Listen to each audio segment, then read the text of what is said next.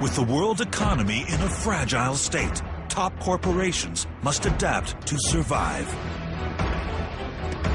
The bosses of some of Canada's biggest companies are about to take extreme action. To stay ahead of the game, they're going undercover in their own organizations.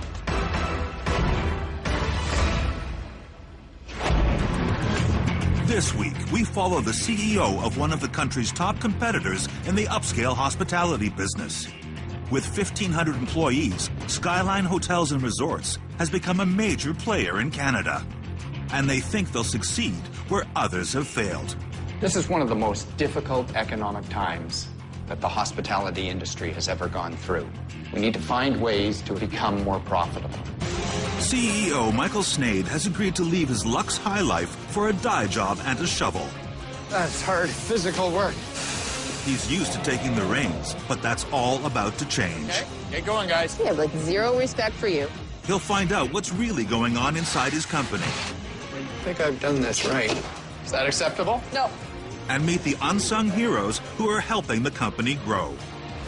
Then he'll summon them to head office and uncover his true identity. I'm Michael Sneyd. I'm CEO of Skyline. They'll be stunned to discover that he's really the boss. Wow. Oh my goodness. And lives will never be the same again, because this is Undercover Boss Canada. The world financial meltdown sent the Canadian hotel business into a tailspin. Holiday resorts saw bankruptcy on an unprecedented scale. So Gil Blutrich, founder and president of Skyline Resorts and Hotels, has asked his chief executive officer to go undercover to increase the number of guests and give their bottom line a boost. My name is Michael Sneyd. I'm CEO of Skyline International Development. The past few years have been very difficult for the hospitality industry. There are more foreclosures now than I've ever seen in my 29 years in the business. And Skyline saw this as an opportunity.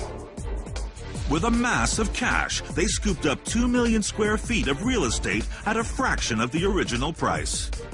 Skyline has a guerrilla style of management. Because we have an in-house hotel and resort group, we're able to go in and turn around their operations and make them profitable.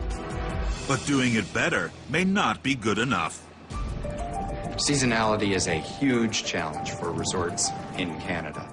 They can go from 100% occupancy in the summer to 5% occupancy in the off-season.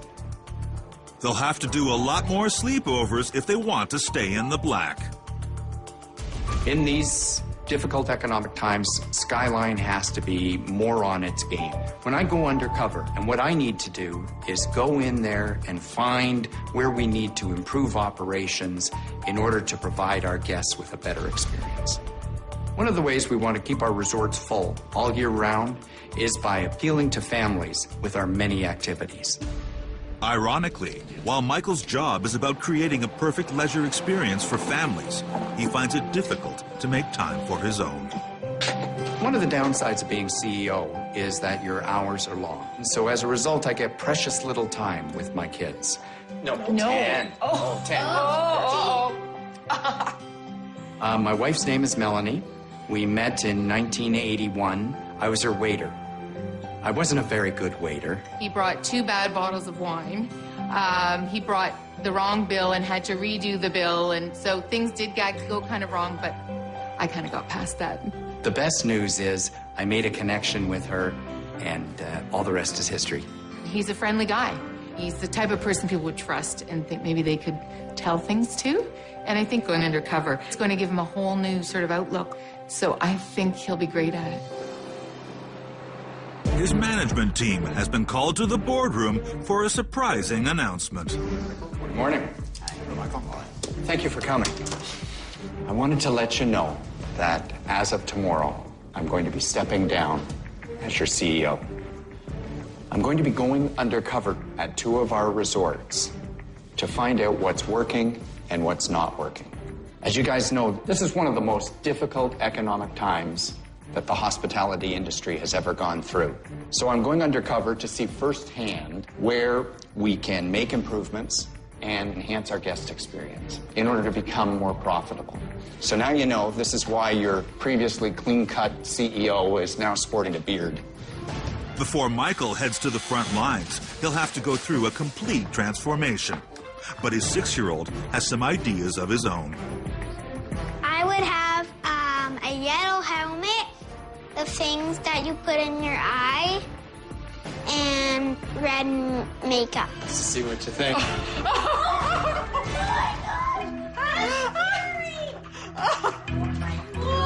Are you a little worried? It's Dad. Oh, he's not sure? I could have passed him on the street, and I would not have known that was my husband.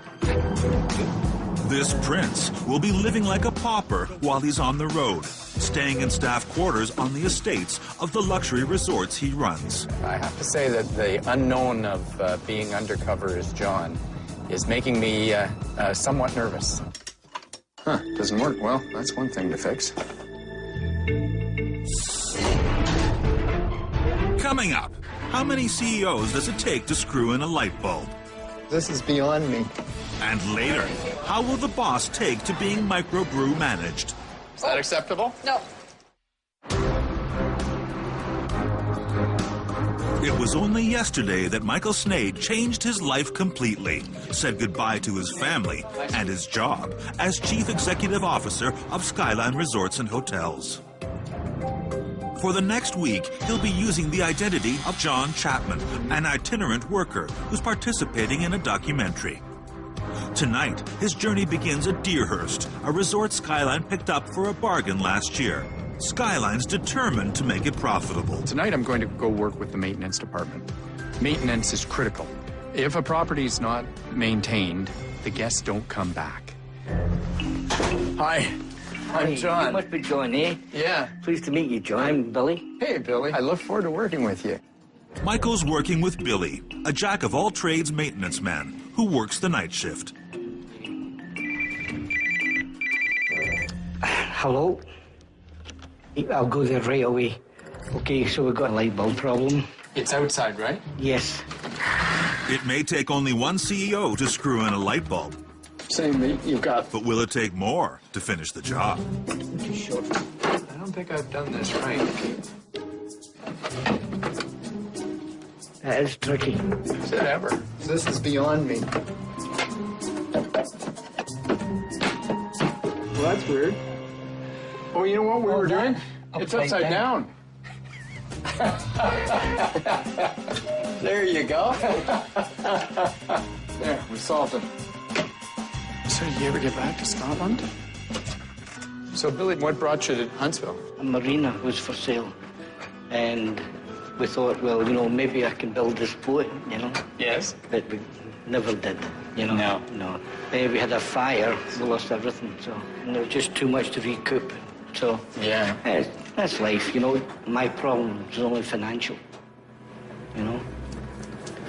This is the laundry, the ironer that we're supposed to have a look at. Mm-hmm. If everything looks good Pretty peaceful here at night. and a busy night, it's just a real hectic, you know. So you've always been the night guy? Always nights. And how come? How come? Well, I had my elderly father. Yes. And my mother and my grandmother, and they were all ill. And my wife she wasn't well either, you know. So I needed time to take them to the doctors for appointments. Nights allow me to do everything and still come into work, you know. How's your wife now? Oh, she passed. I'm sorry to hear that. How long? 9 months. 9 months.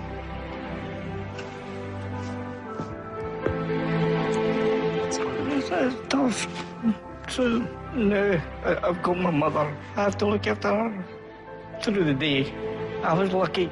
Deerhurst here, they were so good that survived it all, you know, because of that, you know. I get choked up just thinking of Billy and the hardships he's having to go through. And yet he still comes to work every day with a tremendous positive attitude. I think everybody can learn from that. My good lady. Hi, Magic Billy. Magic Billy? What's that? That's something that stems from Glasgow, back home. But tell me, if I was really magic, I'd be sailing a boat, John. Yeah. When the wind, cups the sails, it's just magic. Deerhurst has 400 guest rooms on the 800-acre property. On any given night, Billy takes care of anything from a smoky fireplace to a sound system on the blink. Get in. Hi. Hello. Maintenance. We're here to look at your fireplace. Hello. Okay. See that in here, John? Yep. And that's just a damper. And that has to be in line with the chimney. Yep. And then we need this.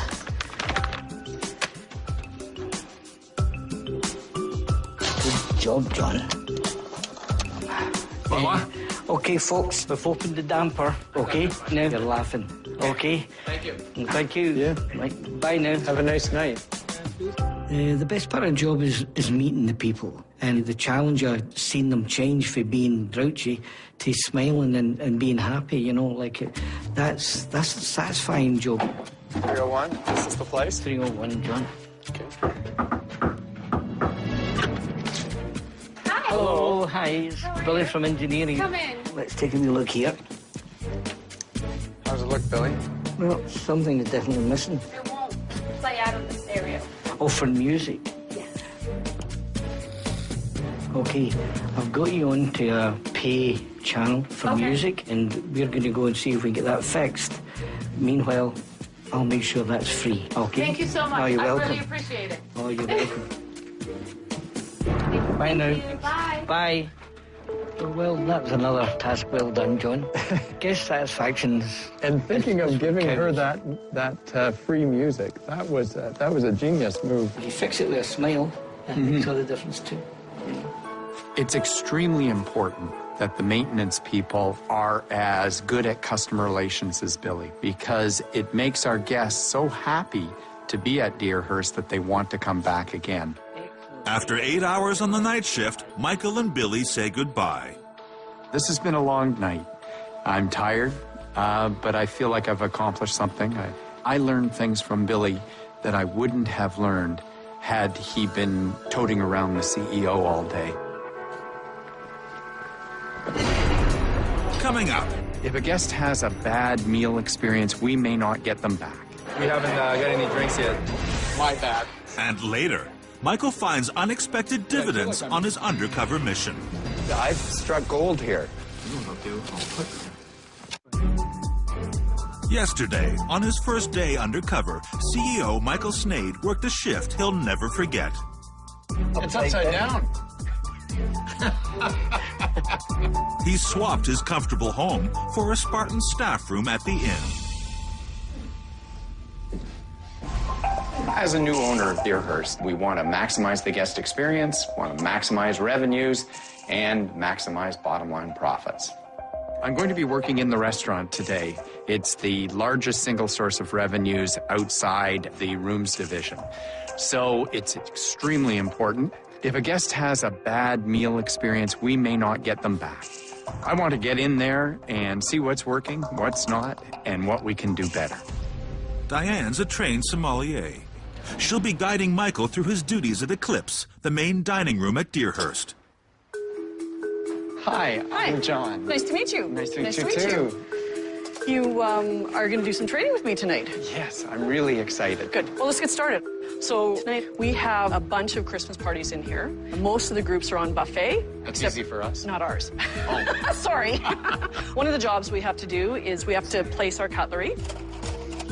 Okay. So I'm a little kind of anal when it comes to table setup. Yeah. So I like to make sure that they're actually in line and, you know, everything's looks good. So the spoon, right, Yes. goes that way, and the fork will go on top the other way. Oh, the other Yes. way. Oh, I'd like you to finish off these tables. I'll figure it out. Okay? Michael attempts to rise to Diane's exacting standards. I don't remember taking this much care when I was 20 doing this job. Or this much time. Will he be ready for the hungry diners when they arrive? So I'll leave that with you. We'll just decide on. The groups are going there. Oh, am I doing it wrong? I just don't think anyone's sitting there right now. I can pick those up. Now that the tables are set and unset, Diane and Michael fuel up before the dinner guests descend. What can I make you? Tell me about the other places you were a server. The one I did the most at was at the Four Seasons Hotel. How does Deerhurst measure up? I think there's definitely room for improvement. Yeah, always. So what would you improve? I think sometimes the staff just get thrown into positions that they're not really trained for.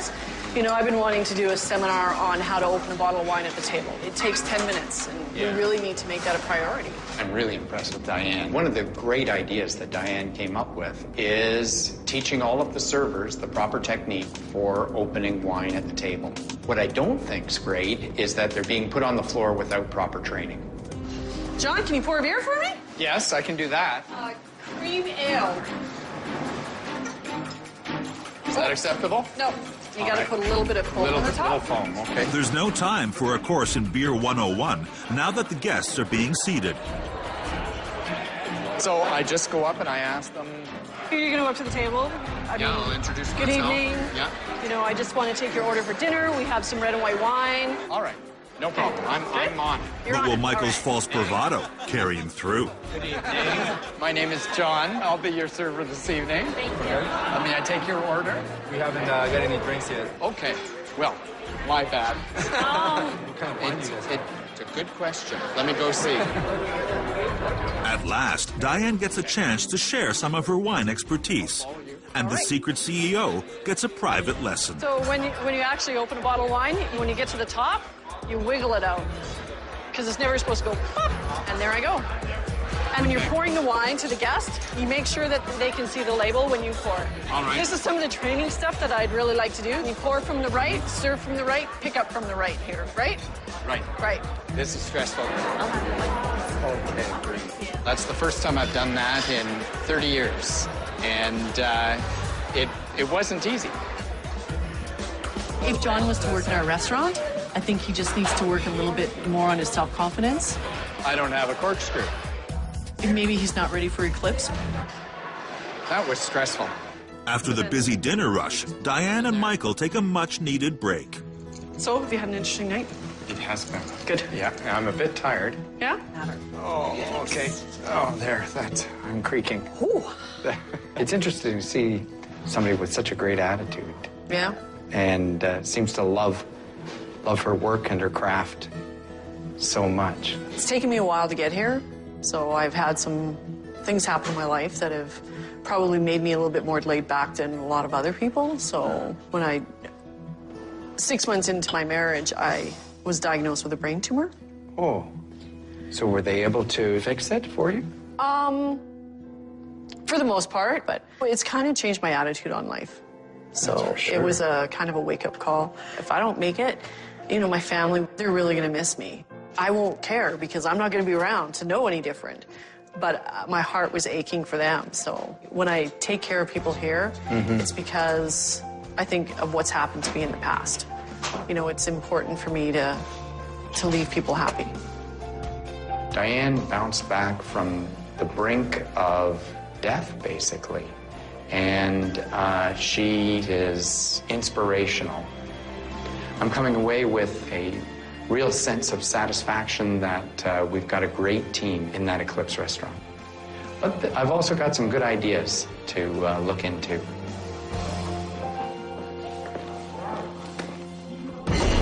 Coming up, Michael might be a trailblazer in the business he runs, but no new grounds being covered here. Don't. Step up, boys. Like, zero respect for you. And later, big concerns bog down rentals at the ski hill.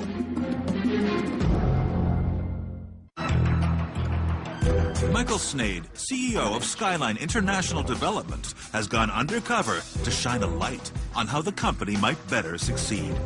But his staff have no idea he's the boss. I don't think I've done this right. This is beyond me. Today, Michael is visiting Deerhurst Stable, which offers guests trail rides, a petting zoo, and dog sledding.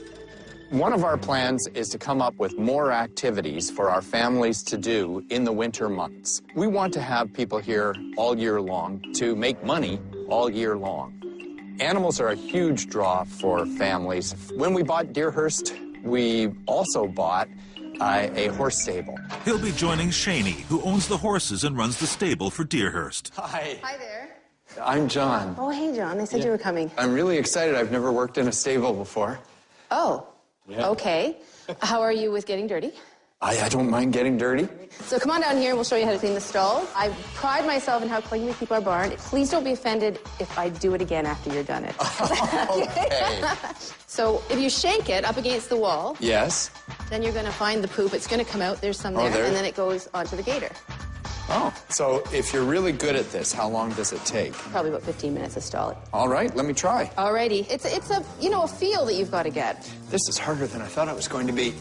It's hard to separate the dry from the wet. I think it'll probably take me an hour to do this. I feel like I'm really slow. And 15 minutes later, Michael's nowhere near finished. John could certainly improve on the speed that he does his chores. That's something that all new staff members have. They have to pick up the pace. It's very hard work. I haven't done manual effort like this in an awfully long time. I'm building up a sweat. How are you making out, John? There, look at this. That's the mother load right there. Wow, that's awesome. But you can put it in here. Oh, right. Maybe we'll back it off a bit, and we're gonna put you on something that's a little simpler. There's no time for Michael's mucking about. It looks like Shaney will be cleaning the stalls herself. So let's get you on the watering. We're not lucky enough to have an automatic watering system for the horses, so you get to do it all by hand. We make sure that every day we take the buckets out and then put fresh water in. So here's your water. Yeah. And fill it up. An hour and a half a day is watering time. This is major effort. So there's 17 more. 17 buckets later leaves the horses refreshed. But Michael, not so much. Cleaning the stalls is majorly tough work. A big part of the time that it takes to care for the horses would be completely alleviated if she had an automatic watering system. The horses are watered, and it's time for them to do some chores. But first, they must be harnessed for the work ahead. Think you can get it over and I'll help Well, pull? I'll try. Okay. Let's see. Yeah. Slide it all back and see how it all just kind of... Oh, watch out. But how did you know that was coming? Because he lifted his tail. There's something I'm going to remember for the future. There we go. Right. Jim's harnessed. Michael's been learning everything there is to know about animal husbandry. Now he's got to learn how to make them go. I'm going to let you steer. Okay. So it's just a little... Okay. Okay. Get going, guys. No, don't be paw. Where you go, guys. Step up. Step up. Zero respect for you. Get mad. Okay. Boys, step up. Come on, boys. Step up. Step ahead. Jim, there. Hey, no walking. Are we good on this side? Every horse gets a bale of hay delivered daily, which means Shaney feeds the horses 120 times a week. Whoa. Whoa. Whoa. Are you all right? I got her. All righty, we're good to go. Hay's out. Oh yeah. It's really important to bring families up to Deerhurst year-round. And a great way to make that happen is right here in the stables. Well, John, let's again warm up by the fire. This is really pretty countryside, particularly with the sunset. The trick is getting the guests to come year-round. Year-round, yeah. You've got so many different activities. So is the resort doing a lot to help market your programs? I'd love to see more of a weekend package thing. Like, people can stay at the resort and enjoy the luxury of the resort, but spend all day at the stables learning about the animals, like basically what you did today. And if we're offering something unique like that here, it's going to bring people up to them as well. So it works for everybody. Yeah. Yeah. Oh, good idea. So, are you warm? I am. Well, day at the farm, complete. It was a lot of fun. With the chores all done, Michael's third day undercover comes to an end.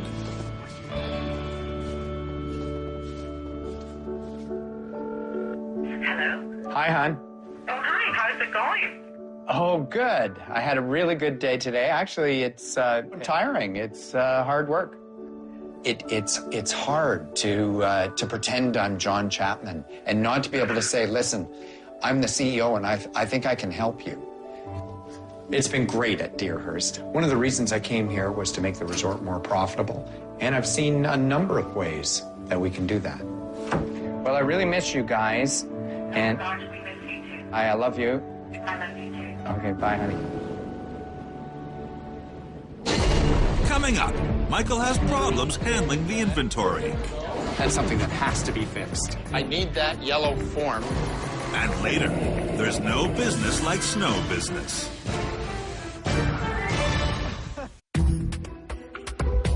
Yesterday, the man at the top of Skyline, Michael Sneyd, was scraping the bottom on cleanup duty in the horse stables at Deerhurst Resort.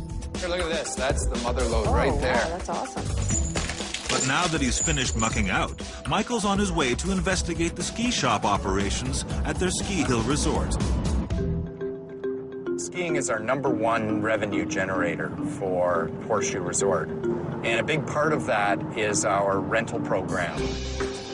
I grew up at Horseshoe. I started teaching as an instructor when I was 15, right into my 30s. So it really is like home. He'll be trying to master the ins and outs of rentals with new manager Corey. Hi, my name's John Chapman. How are you, man? Nice to meet you. Great. Good to meet you, Yeah, too. yeah. Come on in. So I'm here to work. Good man. We'll get you all set up here.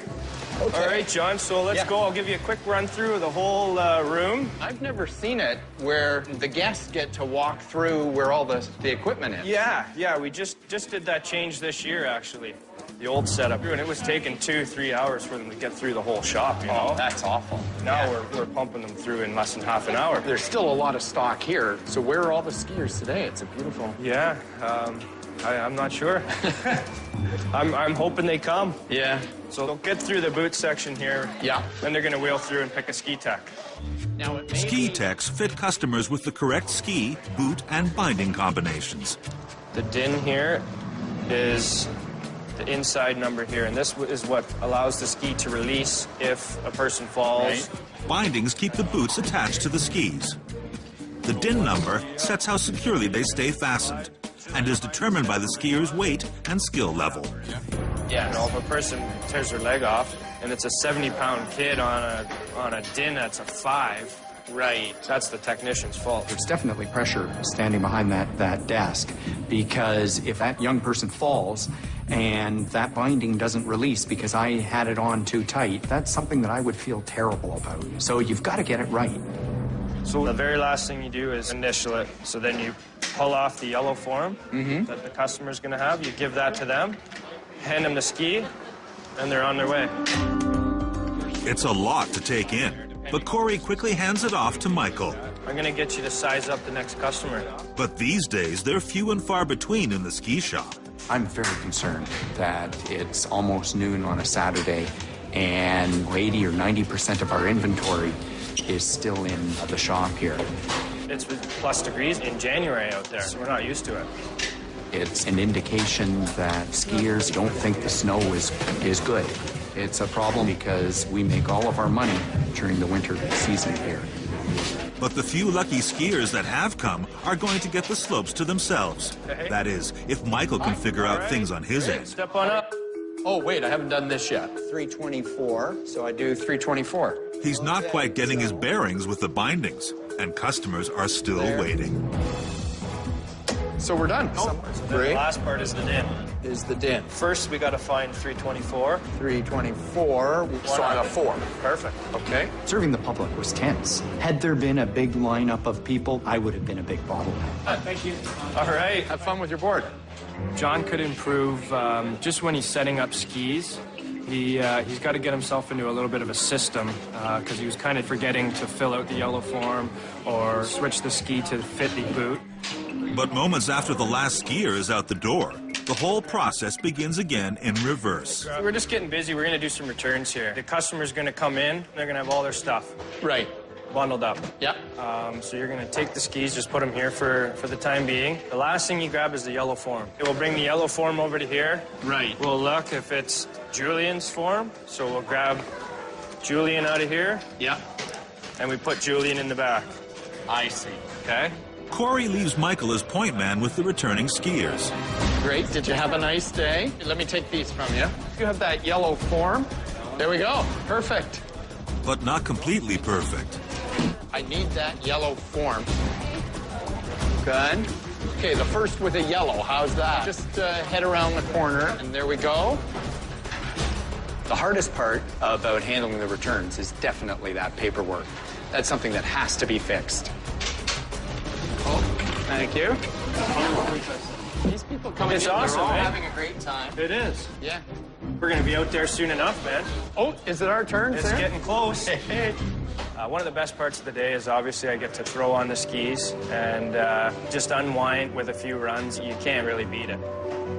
The hardest part about today was seeing that we had perfect weather and yet the customers weren't coming out to go skiing. But it's great working in the rental shop and then finishing it up on the slopes.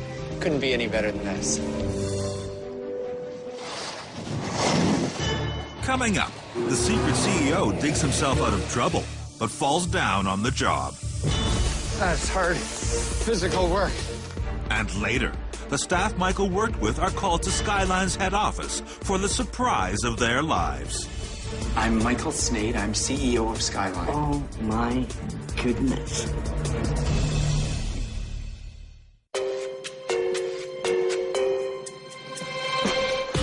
CEO Michael Sneyd has been serving and shoveling, letting it out and reining it in.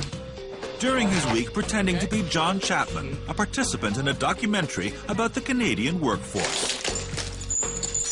Oh, you knew that was coming. The secret head honcho is about to spend his final day undercover trying to make it snow. Without snow, we can't ski.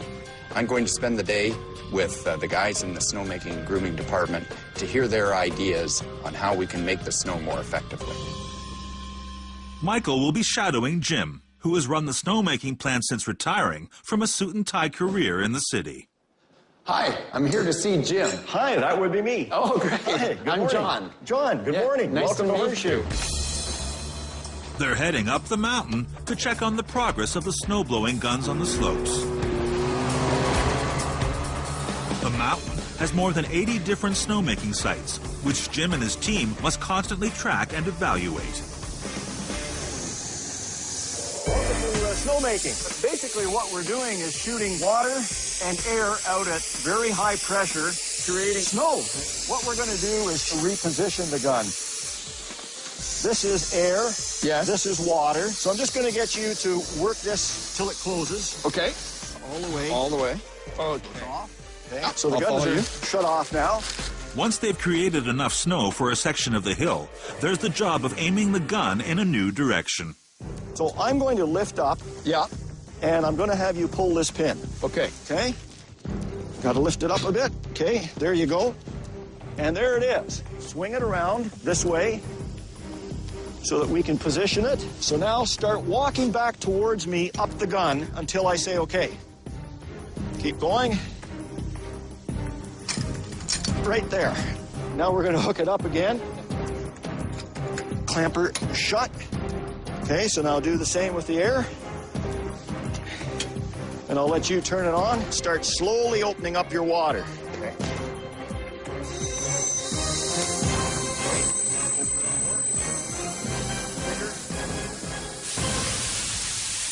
Look at it coming out. So that's a nice mist that's coming out. In snowmaking, and when we're going at full tilt, we're pumping over 2,000 gallons a minute, roughly 980,000 gallons a shift. Yes. And of course, we're running literally nonstop if we can, depending on conditions. Because it's so important to get that snow on the ground. Absolutely. Early in the season. You've only got a brief window of opportunity to do so. So how come you can't cover all the hills with snowmaking? You do it in stages so that eventually you do cover all the elements. Right. Yeah. And there's only so many guns that a crew can maintain in an 8-hour period. I see. Oh, Jim's a terrific guy. Very, very positive. Really knows his stuff. A great teacher.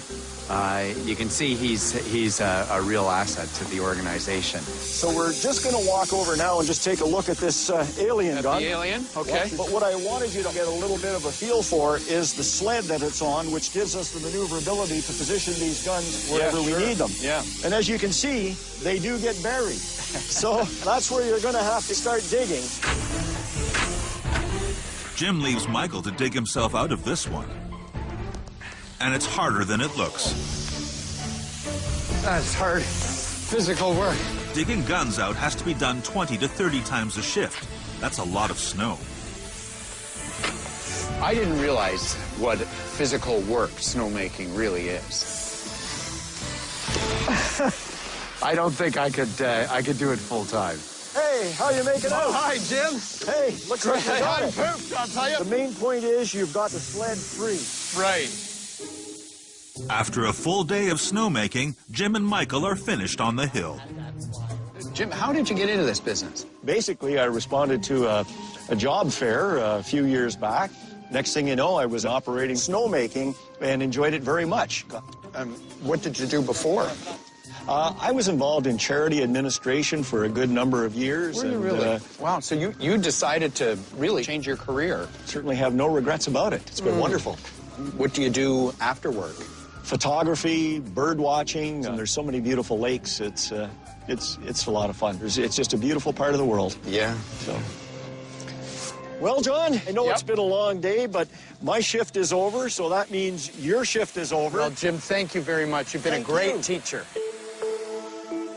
Snowmaking's a crucial part of our business because with warmer weather, you have to make as much snow as you can on those days that are cold. This experience has given me some great ideas to take back and discuss with my executive team. But more importantly is it makes me appreciate all of the staff members within the organization.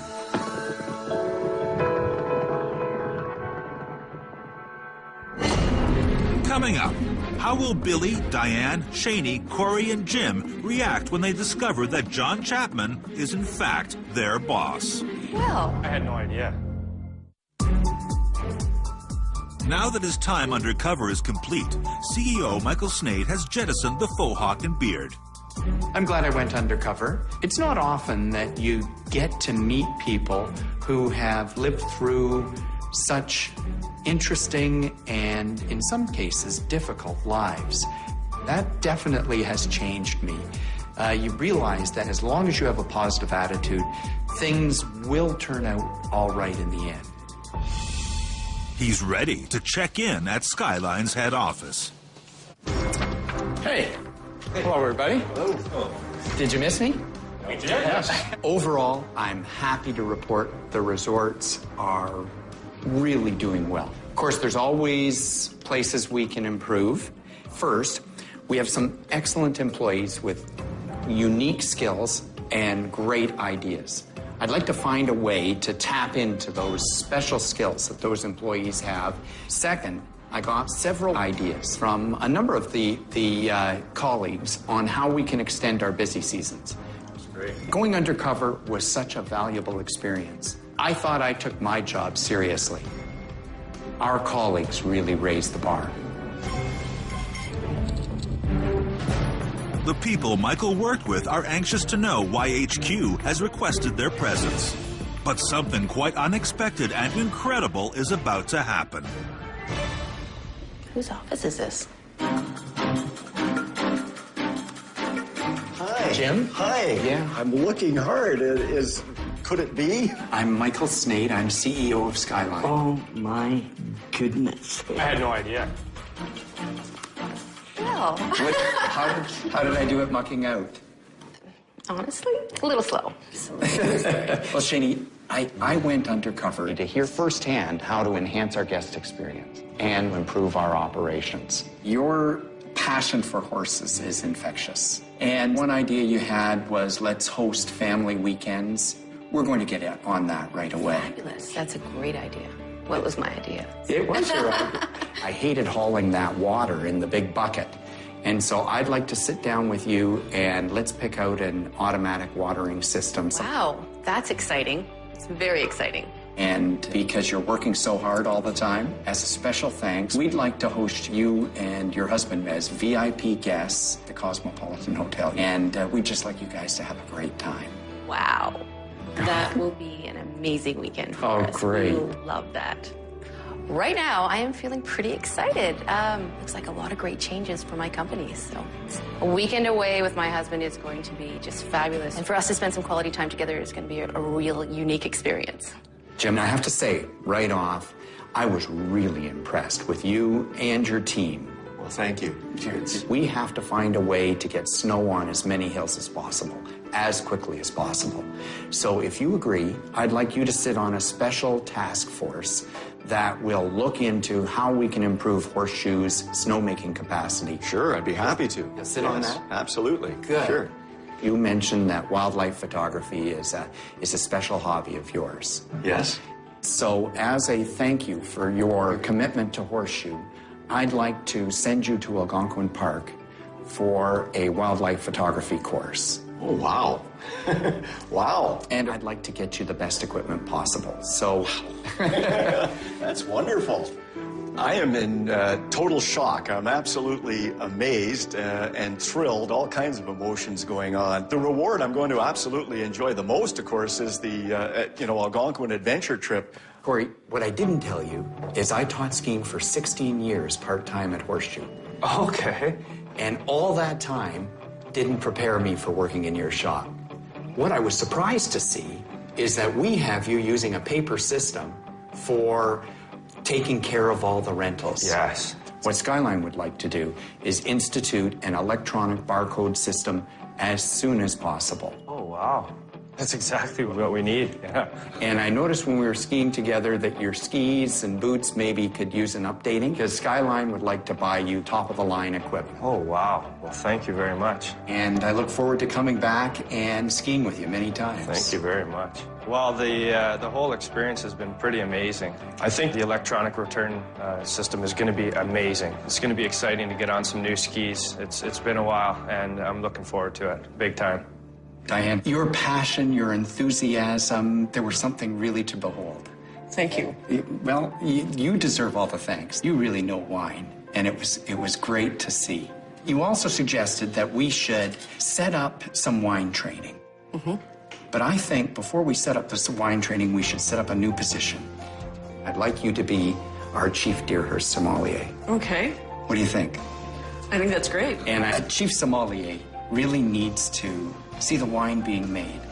So what I'd like to do as a special thank you is to send you to Napa Valley for a week. Oh, okay. That's amazing. Geez, thank you. Oh, you're welcome. Diane, it was a pleasure working with you. I feel honored that Skyline has recognized me, and the position of Chief Deerhurst Sommelier is something that I'm going to do with great pride. And a week in Napa Valley, life can't get better than that. Billy, you're an inspiration for everybody who works at Deerhurst and at Skyline. I was really touched by you telling me all the hardship that you've gone through in your life and how recently your wife passed away. And yet you still have such a positive outlook on life. Thanks, Jeff. And you told me that your special dream is to be able to sail again. Maybe in my next life. Well, Skyline would like to buy that sailboat for you, Billy. Oh, my goodness. Just for you. Billy, a boat needs a name, and if you let us, I'd like to name the boat after your late wife, Barbara, and also the marina. Awesome. Right now, I'm feeling overwhelmed. Everything is just incredible, just magic. It means everything to me to go sailing, because as long as I'm on the boat, I'm healing, just fabulous.